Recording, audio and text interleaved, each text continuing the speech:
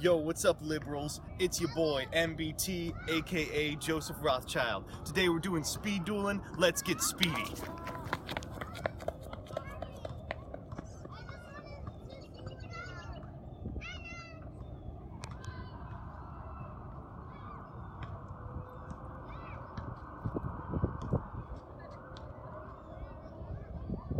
Hey everybody, Joseph Rothschild here, aka MBT, back again with another episode of 10-Minute Testing. It's a new month, and God be praised, our ailing format with 80 whole playable cards has been resurrected by Bobby Konami himself. The very first Speed Duel pack has been released, and shockingly, there's a significant number of cool things in it. Just like last month, let's check out a quick overview of what's in the pack, followed by some sweet builds it enables. So firstly, for those of you that don't know, Speed Duel Arena of Lost Souls is the first of at least 2 Speed Duel packs. If I've done this correctly, the full spoiler for it should be up on the screen here. While any number of good cards would be mana from heaven for this 80-card format, there's actually a significant number of reasonable standouts from the set. From the ultra rares, Sphere Kuriboh is going to be the chase card of the set. The Duel Links staple returns to roost in a 3-zone format. Mazooker is a reasonable trap that'll see play in decks like Gravekeepers that aim to destroy monsters like Recruiter repeatedly. Call of the Haunted will take a place alongside Millennium Necklace, Destiny Draw, and Mind Scan as the go-to skill for decks that don't need one. Tomb of the Pharaoh warps Gravekeepers into a Hidden Tombs of Necro Valley-oriented build that aims to win die rolls and set up vanities with upside. For the supers, Senju of the Thousand Hands, alongside Sphere Kuriboh, likely pushes Relinquished decks into Tier 1. Meteor B Dragon is a sweet target for Pal of Mindization, and at the very least lets you style alongside Blue Eyes White Dragon Ultimates by having an extra deck that looks shiny. For the commons, Possessed Dark Soul is a reasonable inclusion, especially in sideboards. Decayed Commander is a sleeper threat that discards cards out of the hand randomly, and might just be good enough for a control deck with Zombie Tiger. D-Spell will solve the imminent threat of Tombs decks, and Half Shut is a reasonable combat trick that helps preserve monsters for tribute summons like GK Oracle. So with that, let's check out some decks and some new takes on existing strategies.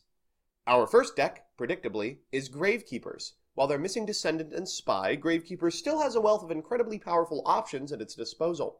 In a format where enemy controller would be too strong, Assailant does a pretty good impression, Gravekeepers Recruiter is an amazing and recurable setup tool, Oracle is a pretty sweet payoff in paper, and a good enough answer to Blue Eyes White Dragon here, and Rite of Spirit means they get to play Call of the Haunted without the skill. The pièce de résistance, however, is that the deck contains a better Vanity's Emptiness, and now that Ishizu has Tombs of the Pharaoh, they get to start with a Necro Valley Sands the Graveyard lock in play at the start of the game. If you can win die rolls, this deck is an amazing tool for dealing with Blue Eyes players you're sure to see whenever you play the format. So with that, let's get into the card by card.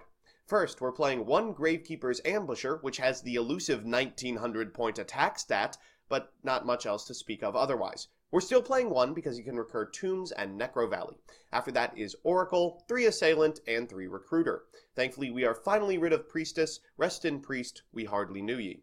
After that is 3 Sphere Kuriboh, the Tyrant Dragon and Lord of D-Proof Kunai, 3 Hidden Temples, our SS Lock, 3 Rite of Spirit, and 3 Windstorm of Itaqua. Of course, we're playing this deck with the skill Tomb of the Pharaoh, which starts the game with a Necro Valley look-alike that boosts GK attack by 200. So with that, let's check out a game. Our match is up against Relinquished. Our opponent is playing some extremely spicy stuff, including King of the Skull Servants. I can't blame them for trying it out. The card is incredibly cool and desperately needs a home. We're going first, which is great news for our deck that aims to win the die roll and then the game. Unfortunately, it's followed up by some not so great news. We don't have a Gravekeeper we can normal summon. One copy of Oracle, and it's always in our opener. Our opponent's going to start by normal summoning a copy of Senju of the Thousand Hands and adding a Relinquished to hand. Thankfully, we can use our life points as a resource here and take 1400 points of damage. We draw for turn, and thank God it's an Assailant. That means we can normal summon that Assailant, activate Hidden Tombs, and then attack, dealing 300 points of damage to our opponent. They'll draw for turn, and they find effectively nothing. A second copy of Senju will find a second copy of Relinquished, but they still don't have an out to our special summon lock. They'll go ahead and set 2 cards afterwards, we find out later that they're bluffs, and pass it back to us. We draw for turn, and it's a Sphere Kuriboh. It's bad news in that we're not putting on pressure, but it's good news in that we're unlikely to lose our copy of Assailant. We'll attack once again for 300 points of damage and pass it back to our opponent. They'll draw for turn. This time they will set a card before passing it back to us. For turn, we finally draw another beater. We'll go ahead and normal summon a copy of Gravekeepers Recruiter, which means we can start putting the aggro on our opponent. We'll attack into their set card with our copy of Assailant, just in case it has a large amount of defense. It doesn't, it's a King of the Skull Servants, so we'll get in with a copy of Gravekeepers Recruiter. That deals a fair amount of damage and they draw for turn, then reveal to us that they have 3 Relinquished and 3 copies of Black Illusion Ritual. Upsetting, but of course, that's what our deck is designed to do.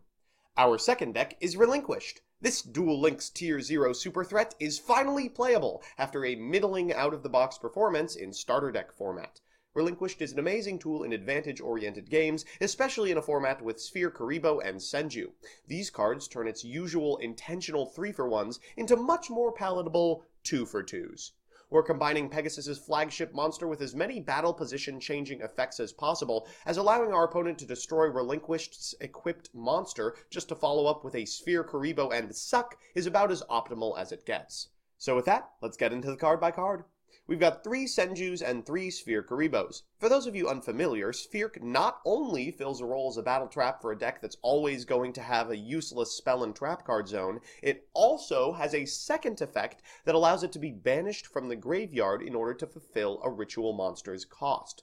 We're then on 3 Relinquished and 3 Black Illusion, followed by 3 Kunai, 3 Windstorm, and 2 Golden Apples. Truthfully, this last card is extremely flexible. If you expect your opponent to board into removal like Mizuker, you could sub it out for Dice Foon. If you find it likely you'll see floodgates like Temples, Wild Tornado can take its place, and if you feel like you need to get on the beatdown, any efficient Dingus will do post-board. This deck doesn't demand a skill, so I'm playing it with Millennium Necklace. So with that, let's jump into a game. Our match is up against Blue Eyes White Dragon, the most common deck you'll see when playing speed duels. We're going first, which is actually quite bad for us. You don't get anything for committing to Relinquished turn 1, and truthfully I'd prefer both the extra card and the target to suck. Our opponent is going to spend their first draw phase resolving our Millennium Necklace. We see a copy of Windstorm, a copy of Lord of D, and a copy of Blue Eyes White Dragon. The last thing I want is for my opponent to summon a bunch of dragons in one turn, so I'm going to put Windstorm on top, followed by Lord of D and Blue Eyes White Dragon. Our opponent will draw the Windstorm, then afterwards they'll go ahead and set it. They'll set an additional card and pass it back to us. They do know we're on Relinquished. We draw for turn, we find a Windstorm of our own. We'll go ahead and set that before passing it back to our opponent. Our opponent will draw for turn, they'll set a card, and then pass it back to us. This stalemate is incredibly exciting. We'll go ahead and pass it back to our opponent, daring them to take the first move. They will finally do so, setting a card, and that's good enough for Relinquished.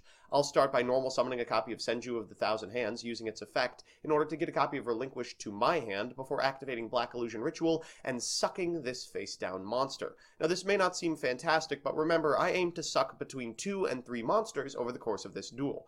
We'll get in for 1400, prompting, well, no battle traps from our opponent. They aim to use their life as a resource. Our opponent draws for turn. They now have both the Blue Eyes and the Lord of D in their hand, which means they can use their skill to get the missing piece. They'll activate Windstorm of Ataqua, and it turns out they don't even need the missing piece. The Flute of Summoning Dragon is in their hand.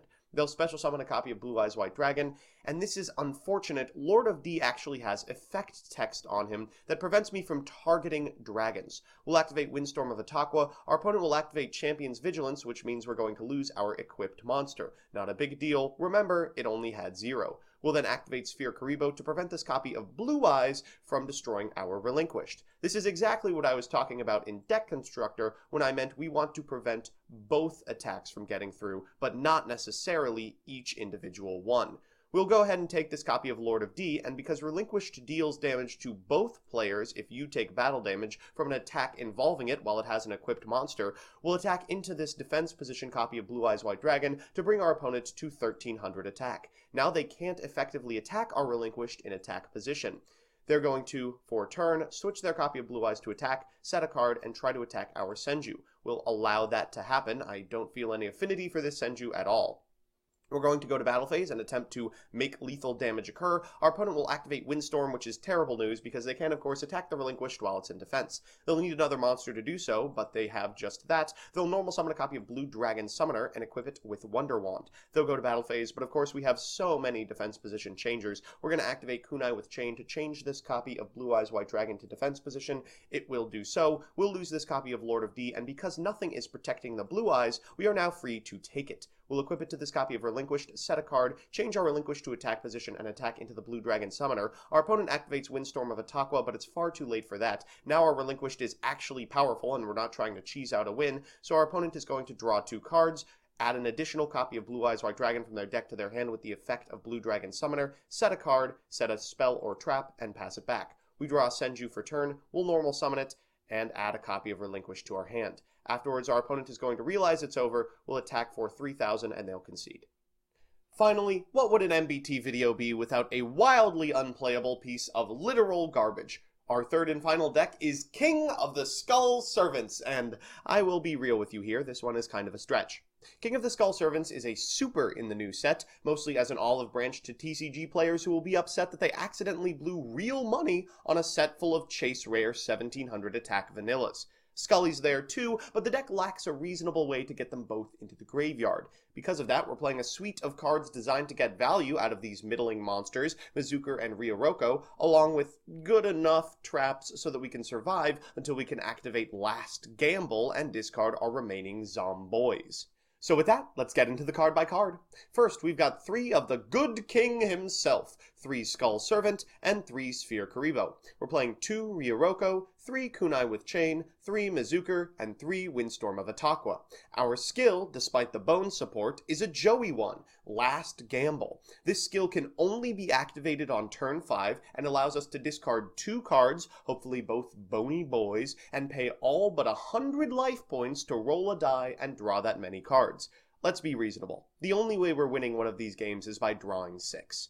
Our match is up against Tribal Synergy, likely the best deck in the format. That won't faze us, however. We're playing with King of the Skull Servants. We're going first, which is optimal. It means we'll only have to suffer through 2 combat phases before we're able to activate our skill. We draw 4 cards, and oh god, they're terrible. Well, every single card in the deck is terrible, so it makes sense that any random assortment of 4 cards will be equally bad. We'll go ahead and set this copy of King of the Skull Servants and this copy of Mizuker, daring our opponent to play something playable. They do. It's Harpy's Hunting Ground, one of the very few pieces of legitimate spell and trap destruction in the format. Our opponent will then activate the first effect of Tribal Synergy, revealing a Swordswoman and a Harpy Lady 1 in order to draw a card. They'll then normal summon the copy of Harpy Lady 1, destroying our set spell and trap. Mizuker, of course, is not chainable, which means they'll be able to set 2 spells and traps and go to battle phase. They'll attack into our King of the Skull Servants. We don't have another Skull Servant in the graveyard, so we can't protect him, and we'll draw for turn. It's a kunai. We'll go ahead and set it, daring our opponent to try and kill us next turn. They're going to do their best, activating Elegant Egotist, and unfortunately, kunai is similarly not chainable. Remember, your opponent has to be attacking for you to be able to flip it up, which means that they'll be able to destroy it with the effect of Harpy's Hunting Ground, followed by normal summoning this copy of Amazona Swordswoman, drawing 2 cards from the second effect of Tribal Synergy, setting a card, and moving to battle phase. They'll attack directly for, how much is that? It's 300 plus 3... 2,100 points of damage? Jesus.